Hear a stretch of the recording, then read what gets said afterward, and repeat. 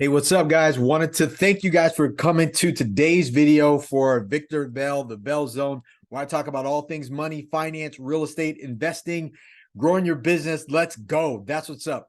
So today's video, I was actually talking to my buddy about this, and I was like, "What do you think?" And we have been talking about this for a while. He's an entrepreneur. I'm an entrepreneur. I'm a real estate entrepreneur. I'm an investor. Things like that. And he was saying that my take on like renting versus owning your own home is huge. So I thought I'd go over that with you guys today. For me, this makes sense. All right. So, and this is a story that one of my buddies told me a long time ago. He was like, do dogs like bones or do they like steak? And, most people think dogs like bones, but really, dogs like steak. Because if you set a steak on the ground and a bone on the ground next to it, I 100% guarantee you that dog is going to go after the steak first. Well, what does that have to do with real estate and owning? I personally believe, some people are like, well, I'm going to buy a house and I want to leave it to my kids. Your kids don't want that house you bought. Your kids are going to, just like the dog wants steak, your kids are going to want the money from that real estate. They're going to want the money from that house. So if you think that you're doing this because you want to leave something to your kids, man, don't. Just get into an investment opportunity. Have that money when you pass away flow to your kids. They really just want the money anyway. So don't waste your time. And a lot of people only want to own their own home because their mommy and daddy said to own their own home. They didn't want to get kicked out of where they lived at. That was a different time. And their grandparents taught them that because maybe it was harder to get into a house back then. Because realistically, when banks came out with the mortgage product, the actual product to say home loans, let's sell this money to people and get them trapped into where they live. That's 30 years fixed. I think back in the day it was like 35. I think my mom had a 35-year mortgage on her house and it's paid off now. But let me tell you, she is stuck there. Your parents were probably stuck there. If it wasn't a place that you wanted to be when you grew up and you left, now if your parents leave you something, hell, most people are selling their houses and they're transient. So I wanted to go through that. I thought it was important. That was my dog bone story. And then next, where you probably got that information. Now, is it bad? No. You're going to live somewhere and you're going to pay for it. So, but these are the things that I wanted to kind of share with you guys. So rent versus own. Rent versus own. Can you guys read that? Yeah, when I step out of it, right? Cool. I'll bring it closer, because I think it's important to do. So number one reason why I think renting is better. Now we're talking about this if you're an entrepreneur, right? So I'm sure you guys, because I was talking to my buddy about my other buddy about this. He watched Quarterback, and he was talking about Mahomes. He built his own house. He built his own house. Well, he also signed a $12 million contract with Kansas. He ain't going anywhere. He has a family, and look at the type of house that he owns. He built a basketball court. There's a field out there where he's going to throw passes to his boys. Like, you ain't getting a house like that when you buy. His swimming pool is probably bigger than the most houses that most people buy because they're not buying based on that. They go, I just want to have a little bit of something. Even entrepreneurs that have that old way of thinking, right? Most wealthy business owners and entrepreneurs, which are the people that listen to me, they don't own their own home. Elon Musk doesn't own his own home. Warren Buffett owns his own home, but look how old he is. He's 90s. He's in the 90s. He grew up in that era where you needed to own where you live at, right? That's not the time that you and I are in. So number one, you got the flexibility. You can bounce when it's time for you to go. Like, look, if you're one of my mentors said this. He was like, look, live where you want and do business where it makes sense. Now, you can't do that if you buy a home and you're attached to that property, that city, that place. You can, but it's going to be hard. So if you're going to buy, I mean, we're talking about in the come up. I'm not saying never buy a home because I will buy a home. But for you guys that know me, I rent. I rent here in California. I rented when I was in Hawaii. I owned a lot of real estate. But where I lived, where I put my head down at, I rented. Why? Because I wanted a nicer place. I wanted the flexibility to get up and move around if I wanted to. Next, right? Your business pays for it. Look, if you're an entrepreneur, let's say, for example, you found a beautiful beachfront house. It's going to cost you $9,000, $10,000 a month to live there. And you have a business, you can ramp up the capital for that place. It's going to cost you $120,000 a year, less whatever, your electric and all the other stuff that's going to cost you. But your business is really paying for that, right? So if you're an executive of that business, you can actually write that off. You can be like, hey, my business is actually paying for where I live at. Boom. It's a lease, right? Even when your business, where your business is, you don't have to buy the office space where your business is. If you are, you're going to buy it and you're going to write it off, or you're going to lease that place and you also get to write it off. But just renting where you are, where you operate, your business is going to pay for where you live at, and you can have the flexibility to leave it, or you can go up or down, which is the next one, right? You can choose to go up or you can choose to go down, right? Why? Because sometimes rent goes up and down. You can negotiate for your rent to go up and down. You can say, hey, we've been here for 12 months. We love it. What if we take care of all the maintenance and repairs for this place instead of you guys doing it, if it's not an apartment or if it's a home, right? Typically a home.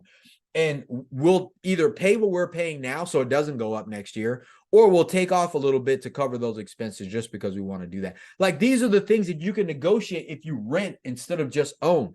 I tend to not always call things rent. I always say control versus ownership. So if you control a real estate deal, if you control a house where you live at and you're a tenant, you have the flexibility because you're in control. Your business can pay for it and you can write that off because you're still in control. That cost can go up or down, and you can manipulate that cost as if you just rent. You're like, hey, we live in a 10,000 square foot home.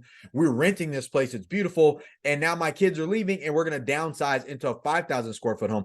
That can go up or down, and you have the flexibility to do that. And it's all based on this renting something instead of being stuck in one place of ownership. And then you got to sell it. And then you got to do this. You got to fix it up. And then you got to make sure somebody really wants it. You got to make sure the market's good. There's so much that goes into not just owning, but not having the flexibility to whereas when it's time for you to go, you got to go. All right. So next, number 4, you can still buy it. You can still buy the place. You can say, hey, I've been renting this place for 5 years. Would you guys be interested in me buying it at the end of this next lease term, or if we can agree on a price that makes sense to both of us? And oh, by the way, I'll still go on doing the maintenance and repairs. You can still buy the place because you rent or control the property. If you talk to an owner, some owners are like, yeah, I'd be interested in do that maybe later, right? Or you can say, look, what if I rented this place long-term for 10 years with the right to lease it out to somebody else, because I may come in and out, but I will take care of maintenance and repairs. If you and I can agree on a price that makes sense, maybe for $1 million, $1.5 million, 3 million, whatever. Like, this happens all the time. But if you're stuck on the ownership, you own it. You own 100% of the problems. You own 100% of everything. The bad neighbors, the HOA stuff you don't want to deal with. We rent. Where we rent, there's HOA fees here. We don't pay HOA fees. We pay rent. The owner is responsible for that. Every time there's some letter going on, we don't know about that unless it has something to do with us, which it never does because we're good tenants, right? So that is huge. Aside from that, we talk about maintenance and repairs. Somebody else is taking care of maintenance and repairs while we go off and build a business that we want, and the business provides a lifestyle that we're choosing. And we have that flexibility when you're a renter, when you rent. All right. And last but not least, I think I kind of mentioned it. You can live where, that's E, you want. I'll abbreviate that. Live where you want. That's a UW. Live where you want. If you wanted to, so let's say, for example, we live in this place, we rent here. We can say, hey guys, you know what? Unfortunately, we're going to be leaving. We have an emergency. We're breaking our lease, whatever. We pay the difference of that. If that's the way that structure was, typically it's not. Sometimes you give it a 30-day notice or whatever, and then you just kind of move on. If you haven't torn the house up, don't be a bad renter. And then we can move. Let's say we wanted to move to Puerto Rico. Let's say we wanted to move to Mexico. Let's say we wanted to move to the UK. Let's say we wanted to go spend 12 months in Italy. We could do that. And what are we going to do when we get there? We're going to rent. If I were to pack like when we moved from Hawaii to California, we didn't buy, we rented. If we were to leave California and go back to Hawaii, what are we going to do? We're going to rent. We're not going to buy. If I move from California to Florida, I'm going to rent first. I'm not going to buy. Like, this is not abnormal. But when you are kind of bumping against bad files, and I'll leave this up, when you're bumping against what your mommy and daddy said, what some older real estate investor used to say, well, I own a bunch of properties and I own my own home and no one's going to take it from. Those are old ways that don't work. Let's be realistic. I would say probably within the next 10 years, the United States is going to become a renter nation anyways. That's why we're looking at larger apartment buildings, because we want to provide rental housing for people, quality, institutional quality rental housing for people that are renters by choice, people like myself, entrepreneurs, things like that. Like that is happening. You know, I say it all the time. Like if you were to have a birthday party for one of your kids or a cousin or whatever, right? If you're not old enough to have kids, you aren't going to buy a bunch of 6-foot tables and set them up. You're going to rent them. We rent Uber. We rent parking spaces. If you go someplace and you valet, that's rent. You pay somebody, they park your car, and you're renting. Like all of it, we are all moving towards this way. So it's no different that people are now doing that, even renting cars. It's cheaper to lease a car now, or it makes more sense to do that. Lease a car, keep it for 12 months till the term of the lease. You can buy it or not. Just like a rent to own on a house, you do rent to owns on cars.